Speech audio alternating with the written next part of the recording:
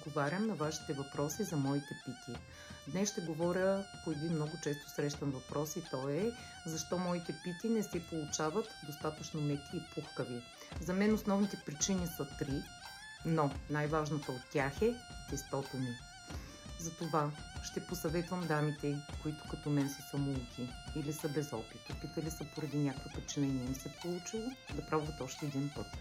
Просто си намерете изпитана рецепта и спазвайте грамажа.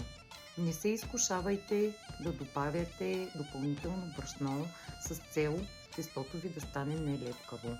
Съвсем нормално е тестото ви да лепне малко. Ето тук може да видите как изглежда моето тесто дори след втасване, като имайте предвид, че при втасването лепкавостта намалява. Затова да не ви притеснява, набрашнявайте се повърхността, работете с набрашнени ръце. Има дами, които намасляват или работят с намаслени ръце, но за мен това е вариант, който е по-труден за чистене. Затова аз работя предимно с набрашняване. Останалите причини, които аз намирам за важни при получаването на пухкава питка, може да видите в дълго видео в YouTube, където съм обяснила по-подробно. И съм включила и тази съответно. Надявам се видеото да ви е било полезно.